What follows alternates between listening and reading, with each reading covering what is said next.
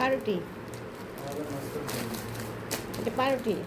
আসসালামু আলাইকুম এভরিওয়ান, কেমন আছেন? আশা করছি ভালো আছেন। আল্লাহ তাআলার রহমতে আমরাও ভালো আছি। শুরু করে দিয়েছি আমার আরো একটি নতুন ভিডিও। আশা করছি ভিডিওটির সাথে থাকবেন। ভালো সময় কাটানোর জন্য না অনেকগুলো খারাপ সময়কে মোকাবেলা করতে হয়, অনেকগুলো দুঃখের জীবন পার করতে হয়।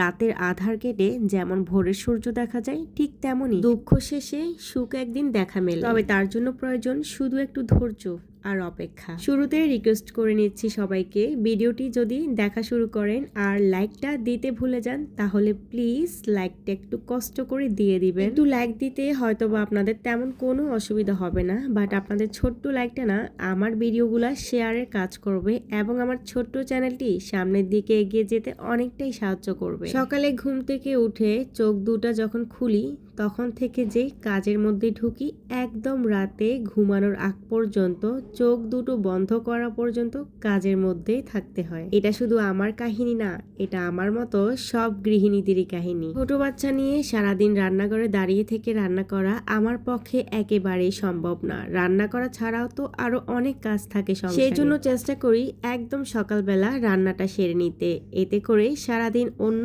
বাকি যে টুকটাক কাজগুলো আছে সবগুলা খুব ভালোভাবে করা যায়। আর অবশ্যই বাচ্চাদের সাথেও সুন্দর সময় কাটানো যায়। সারাদিন শুধু কাজের মধ্যে ব্যস্ত থাকলেই হবে না, বাচ্চাদের সময় দেওয়াও তো একটা কাজ, তাই না? যদিও বা আমি বেশিরভাগ সময় রাতের বেলায় রান্নাটা সেরে নিই। আর যেদিন আমার রাতে রান্না করতে খুবই বিরক্ত লাগে বা কোনো ব্যস্ততা থাকলে অথবা শরীর ভালো না লাগলে সেদিন কিন্তু সকালে আমি এভাবেই নাস্তা বানাতে বানাতে রান্নাটা সেরে নিই। সকালবেলা মাত্র 1 ঘন্টা একটু কষ্ট করে কাজগুলো করে নিই আর সারাদিন কিন্তু আমি আরামসে থাকি, আমার বাচ্চাদের সাথে সুন্দর সময় কাটাই। যাই হোক, আমি কিন্তু এক চুলায় রুটি ছেঁকে নিচ্ছি। অফ ক্যামেরাতে সবগুলা রুটি বেলে রেখেছিলাম আর এখন ছেঁকে নিচ্ছি। এদিকে আমি রান্না করার জন্য সবকিছু কিন্তু নাস্তা বানানোর আগে গুছিয়ে রেখেছিলাম। রান্না করার আগে সবকিছু যদি কেটে কুটে ধুয়ে গুছিয়ে রাখা যায় তাহলে কিন্তু রান্নাটা খুব সহজভাবে হয়ে যায় এবং অল্প সময়ের মধ্যে হয়ে যায়। 1 মাস হয়ে গেছে ফ্রিজে বক্সের মধ্যে কিছু তিত করলা ছিল, তো তিত করলা গুলা ভাবলাম যে খেয়ে ফেলি। এতদিন ধরে ফ্রিজে সবজি ফ্রোজেন করা ভালো না।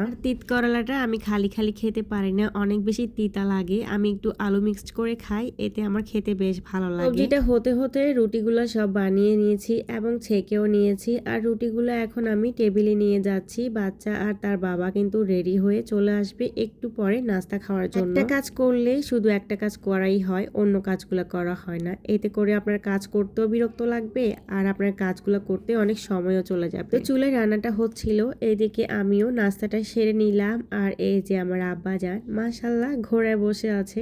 এই ঘোড়াটা না ওর খাম্মি ওকে গিফট করেছিল বার্থডেতে। ছেলেকে গাড়িতে বসিয়ে আমি চা খাচ্ছিলাম আর ওকে একটু একটু খাইয়ে দিচ্ছিলাম। ওকে খাওয়াতে অনেকক্ষণ সময় লেগে যায়। আজকে 1 সপ্তাহ ধরে আমার ছেলেটা খুবই অসুস্থ, সর্দি কাশি লেগে আছে। আর সকালবেলা ঘুম থেকে উঠলে কিন্তু ওর গলা দিয়ে এত আওয়াজ বের হয়, নাক দিয়ে এত শো শো আওয়াজ হয়, মানে কি বলবো, নিঃশ্বাস নিতেও পারে না অবস্থা। ডাক্তার দেখিয়েছি, ওষুধও চলতেছে, বাট মানে কোনো উপকার পাচ্ছি না। জন্মের পর থেকে মানে এ পর্যন্ত এমন একটা মাস বাদ যায় না যে সে অসুস্থ হয় নাই। প্রতিটা মাসে কিন্তু সে একবার হইলেও অসুস্থ হয়েছে। যাই হোক, আমার আব্বাজানরে যদি দেখে থাকেন তাহলে কিন্তু মাশাআল্লাহ বলে দিবেন। আচ্ছা, একটা জিনিস কি খেয়াল করছেন, আমি না আজকে সব ফ্রোজেন সবজি রান্না করতেছি। এই যে দেখেন, ফ্রোজেন তিত করলা ভাজছি এবং ওটা কিন্তু ভাজা হয়ে গেছে। আর এখন কিন্তু আমি ফ্রোজেন লতি ভাজতেছি। এই লতিগুলোর মেয়াদও প্রায় 1 মাস থেকে বেশি হয়েছে। এগুলো আমার আম্মু গ্রাম থেকে আনছিল, তো এগুলো খাবো খাবো বলে ভুলে গিয়েছিলাম।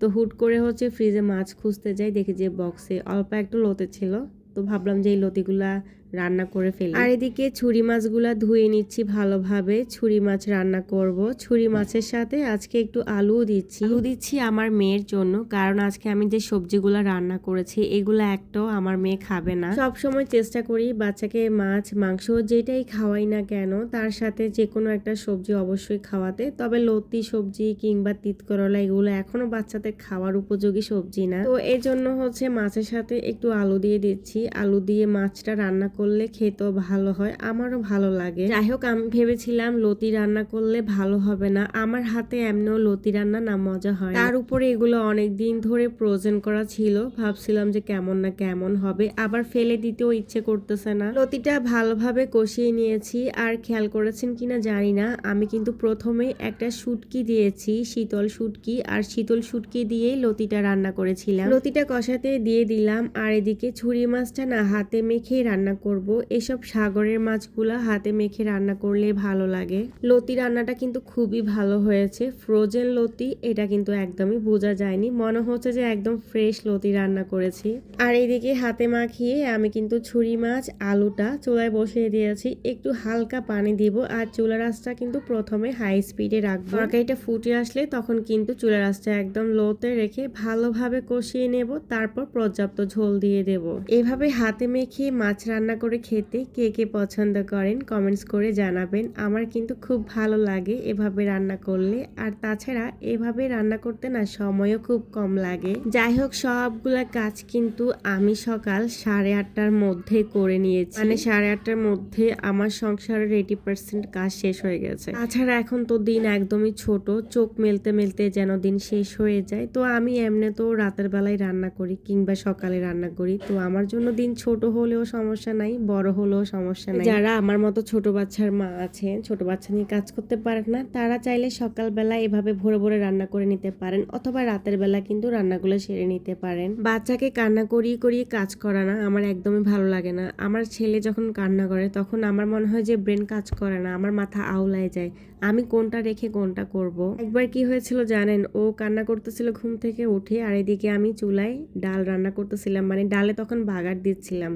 ডালে আমি তাড়াহুড়া করে বাগার দিতে গিয়ে আমি কি করছি, গরম তেল আমার হাতের উপর ঢেলে দিচ্ছি, আর সাথে সাথে পোড়ার একটা ক্রিম ছিল ওটা লাগিয়েছিলাম, না হলে কিন্তু হাতের অবস্থা একদম 12টা বেজে যেত। এরপরও কিন্তু হাতের ছোটখাটো অনেক ফোসকা ফোসছিল।